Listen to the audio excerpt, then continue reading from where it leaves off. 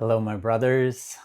I want to speak to you today on another topic that feels like a big topic and one that's very important, especially for those of you, us, who are homos with spiritual gifts, with sensitivities and healing gifts to bring to this world. And that is our relationship with our sexual energy. So it's one of the questions that I get asked to speak on the most is this relationship with our sexuality, and how do we find balance? How do we honor who we are as spiritual beings without ignoring who we are as sexual beings?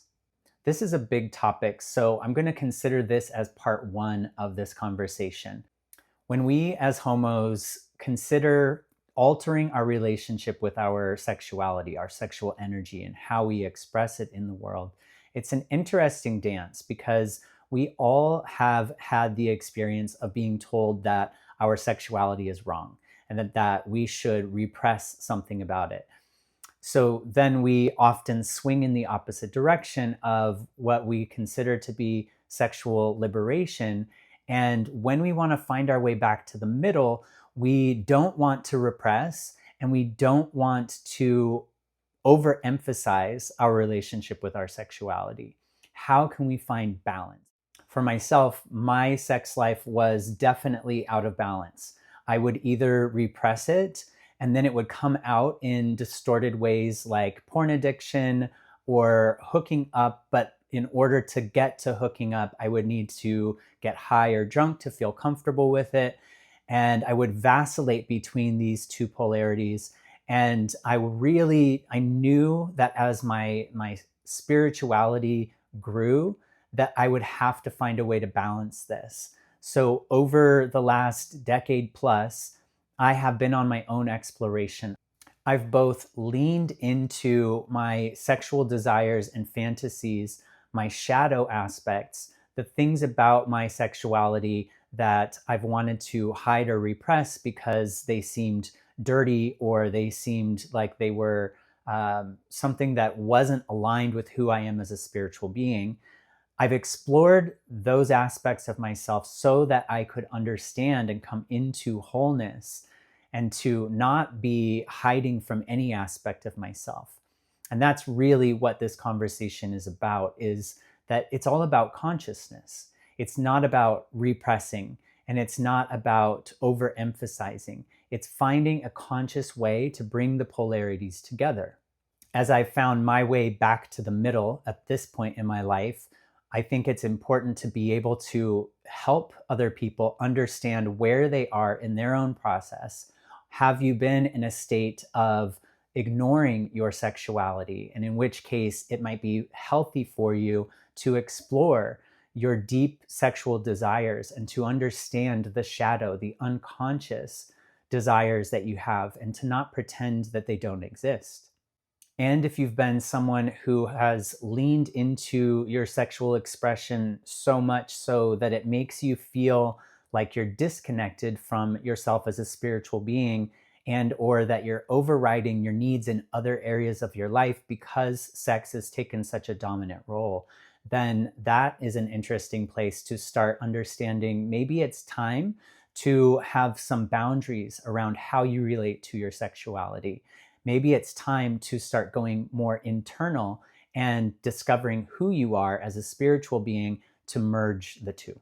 This balance point of being whole in your relationship with your sexuality and spirituality, it comes from consciousness. It comes from making the unconscious conscious.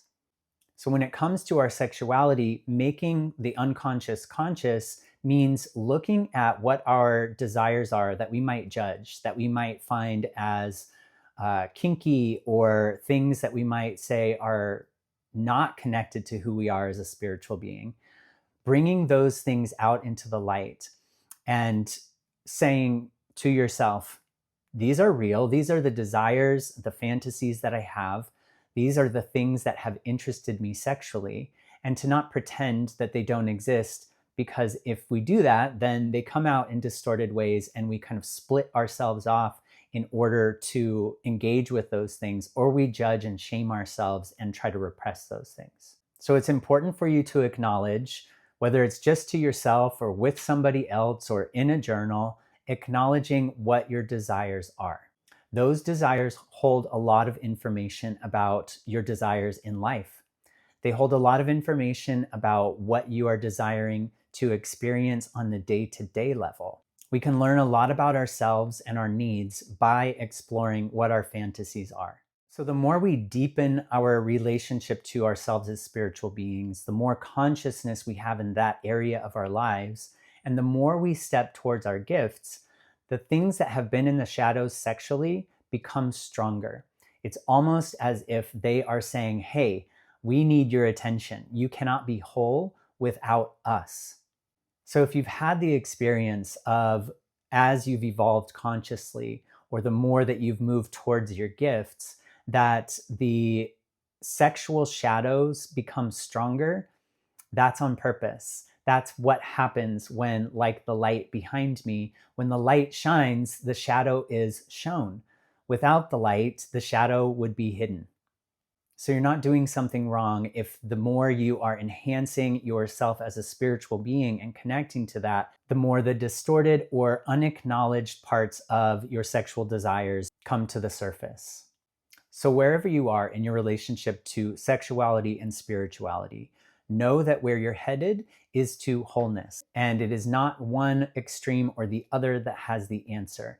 Hedonism and sexual shadow work and going all the way into your lust can be the medicine at a certain time in your life, and going deeply into your spirituality and who you are as a conscious connected being to the divine can be the path at other points. And then at some point they need to merge, because without your sexual energy, without your connection to your primal life force animal body, without that, you are a disembodied being kind of floating around and not really connected to who you are as a person. You don't have to be pure to be able to give your gifts. You don't have to be pure in order to be a spiritual being and to help others heal. You don't have to hide away from your sexuality, but you do need to bring consciousness to it so that it can be something that's integrated. What I've found in my relationship with my own sexuality, especially my sexual shadows and the desires that I would either swing into or be afraid of, what I found that was within those desires, when I allowed them to exist, when I wrote them down or allowed myself to go all the way into the fantasy while being really conscious of the information that those desires had, when I did that, what I found was that there were desires under the desire. And that is where there's power. That's where there's potency. When we know what our desires are, and that the fantasy on the surface level is just pointing to a deeper need that we can start to fulfill for ourselves. I think I'm going to leave this conversation here. I would love to know in the comments how you relate to this topic and what you have questions on in this topic. I think this feels like it's a part, there will be a part 2 or 3 on this topic. I want to talk about how we can relate to our bodies and pleasure and engage our sexuality in a way that amplifies our spirituality and vice versa. If you have specific questions, please leave them in the comments. I read all of these comments. I'm not always able to respond to all of them, but I will certainly take into consideration any questions you have for future videos. And if you haven't already checked out the resources in the description below, I would suggest for you to do that. And one of those resources is a free self-love workshop that I recorded from last year. And in that workshop, I take us into a journey of seeing ourselves more clearly, of loving our bodies and giving ourselves the tenderness that we all need so deeply. And then I leave space for that to move into a self-pleasure practice. So that can be a way to start you on a more conscious relationship with being in your body and experiencing pleasure, but from a place of wholeness and self-love. Until tomorrow, much love.